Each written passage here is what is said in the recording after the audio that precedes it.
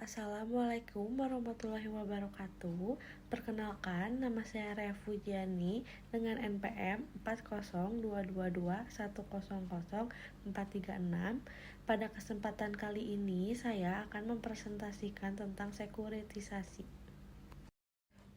Sekuritisasi adalah proses pengubahan aset tidak likuid menjadi sekuritas yang dapat dipasarkan, memungkinkan bank menjual aset ini kepada investor untuk menghasilkan likuiditas.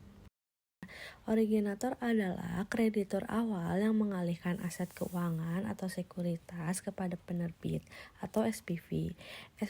SPV adalah pihak yang menerbitkan efek berangun aset dan melakukan kontrak antara pihak manajemen investasi dengan bank. Obligator adalah pihak yang berhutang atau mempunyai kewajiban membayar. Pihak manajer investasi di Indonesia adalah Dana Reksa Investment Management. Lalu selanjutnya ada sekuritisasi aset. Menurut Peraturan OJK Nomor 11 POJK 03/2019, sekuritas aset adalah proses penerbitan surat berharga berdasarkan pengalihan aset keuangan atau aset syariah dari kreditur awal yang menghasilkan pembayaran dari penjualan efek tersebut kepada investor. Di Indonesia sendiri, sekuritas aset ini mulai dikenal pada tahun 1997 dengan dikeluarkannya peraturan mengenai efek berangun aset oleh Bapemda yang telah direvisi beberapa kali untuk memfasilitasi perusahaan yang membutuhkan dana. Lalu selanjutnya ada mekanisme sekuritisasi aset. Yang pertama, perusahaan atau originator mengalihkan aset keuangan kepada manajer investasi yang dicatat atas nama bank kustodian untuk memegang efek berangun aset. Yang kedua, portofolio kontrak investasi kolektif efek berangun aset direkstruktur oleh manajer investasi, diperingkat oleh lembaga pemeringkat efek dan dapat diberikan peningkatan kredit atau arus kas. Penawaran umum dapat dibantu oleh penjamin emisi efek.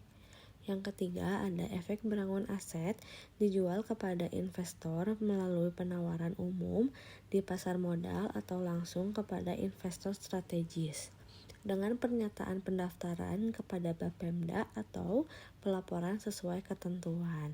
Yang terakhir, yang keempat, arus kas pelunasan efek berangun aset dari debitur disalurkan oleh servis atau penyedia jasa originator kepada kontrak investasi kolektif efek berangun aset dan kemudian kepada pemegang efek berangun aset. Selanjutnya ada pihak-pihak yang terlibat dalam sekuritisasi aset. Yang pertama ada conduit, adalah koordinator sekuritas, pemberi aset, penanggung jawab sekuritas, dan penerbit efek berangun aset.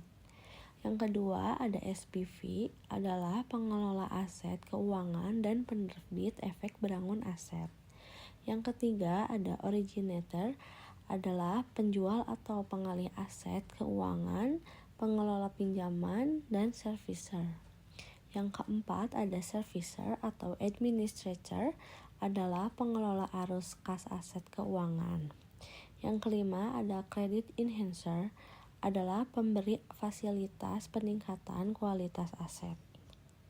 Yang keenam ada liquidity facilitator, adalah pemberi fasilitas tantangan untuk penerbit. Yang ketujuh ada custody, adalah penyediaan jasa penitipan efek berangun aset dan harta terkait. Yang kedelapan ada wali amanat, adalah wakil kepentingan investor. Yang kesembilan ada playing agent, adalah agen pembayaran kepada investor. Selanjutnya ada auditor, adalah pengaudit aset keuangan dan memberikan opini independen. Yang terakhir ada legal consultant, adalah pemeriksa aspek hukum dan pemberi opini hukum. Selanjutnya ada keuntungan dan resiko.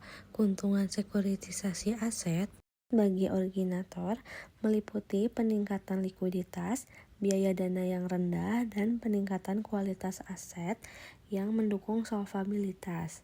Bagi investor, sekuritas aset menawarkan risiko investasi yang lebih rendah dan jaminan sejumlah tagihan, serta analisis yang lebih sederhana dibandingkan pinjaman bank atau korporasi. Namun, resiko bagi investor mencakup resiko default oleh obligator atau kreditor awal, penyelewengan oleh penyedia jasa, dan dampak kondisi krisis terhadap kemampuan pembayaran kewajiban. Jenis-jenis aset yang dapat disekuritisasi. Yang pertama ada asset-backed certificate, adalah sekuritas aset di mana aset dijual ke SPV yang dikelola pihak ketiga independen. Yang kedua ada asset-backed obligation, adalah surat utang yang diterbitkan oleh SPV yang dimiliki oleh originator atau pihak ketiga independen.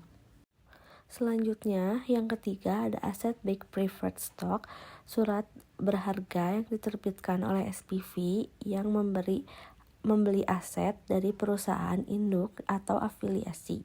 Yang keempat ada asset-backed commercial paper, adalah penjualan aset ke SPV yang menerbitkan commercial paper dijamin dengan arus kas dari aset atau commercial paper lain yang dijamin dengan aset. Selanjutnya ada sekuritisasi hutang, adalah proses pengubahan pinjaman hipotek bersama dengan piutang menjadi sekuritas yang dapat dinegosiasikan atau hutang yang dapat dialihkan.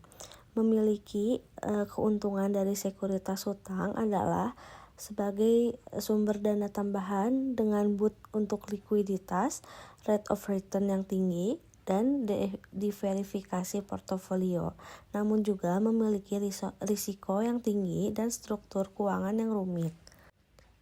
Beberapa partisipan dalam sekuritas hutang termasuk originator, servicer, SPV, investor, obligor, lembaga pemeringkat, peningkat kredit, arrange, dan trustee.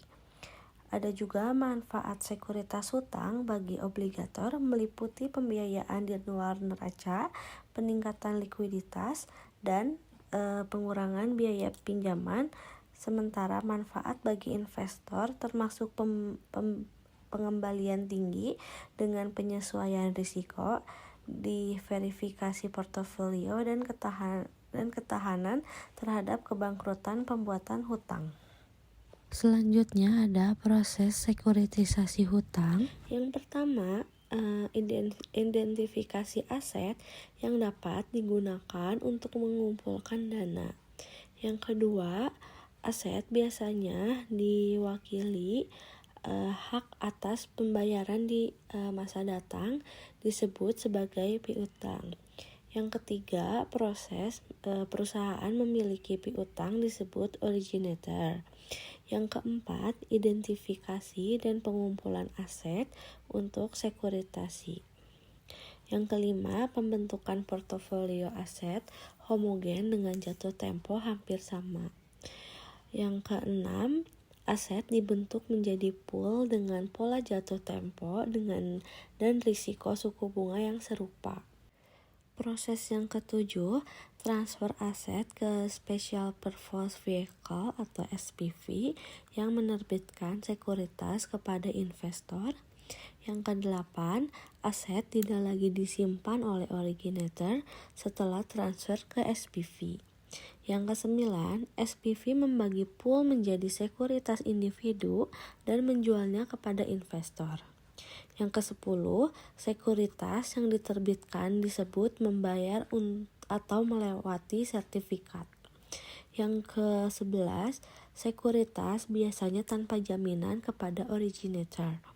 Yang ke-12, SPV meningkatkan kredit dengan asuransi atau fasilitas kredit dari pihak ketiga.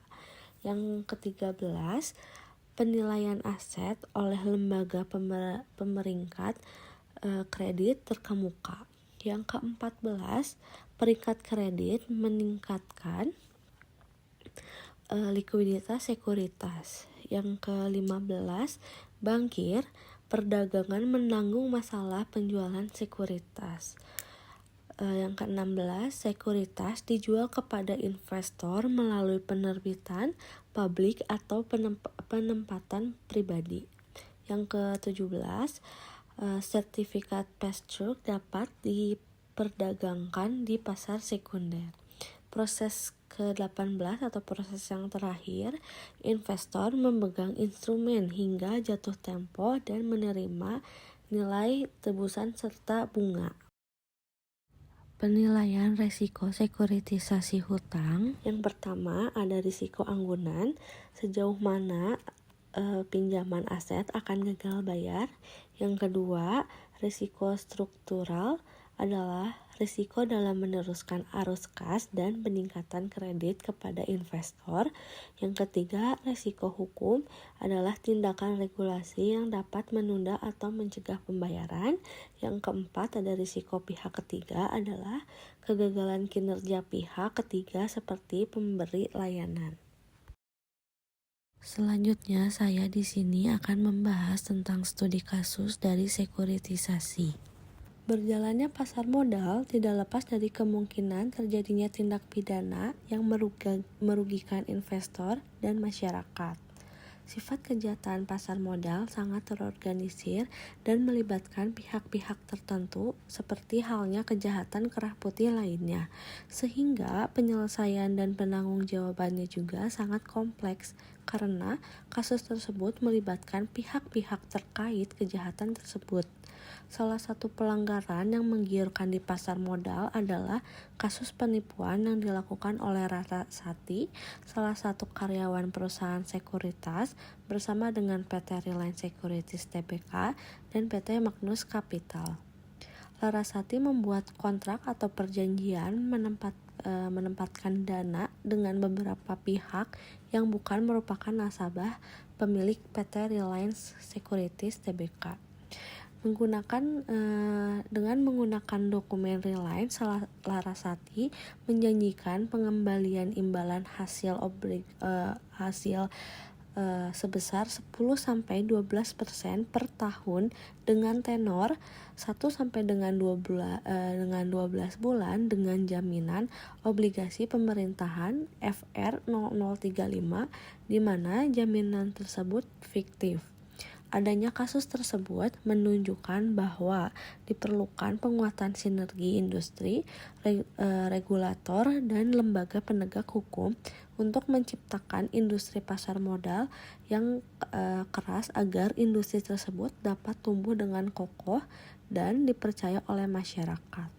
Serta beberapa diperlukan tindakan tegas bagi pelaku kejahatan pasar modal untuk menciptakan efek jera dan meningkatkan kepercayaan investor terhadap pasar modal Indonesia.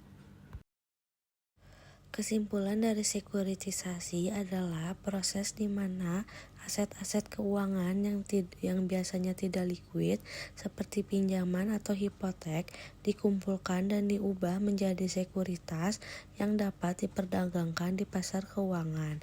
Melalui sekuritisasi, aset-aset tersebut diubah menjadi instrumen yang lebih likuid dan dapat memberikan aliran kas kepada investor yang membeli sekuritas ini.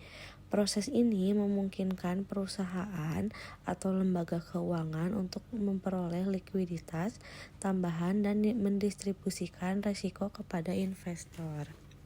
Sekian presentasi yang dapat saya berikan.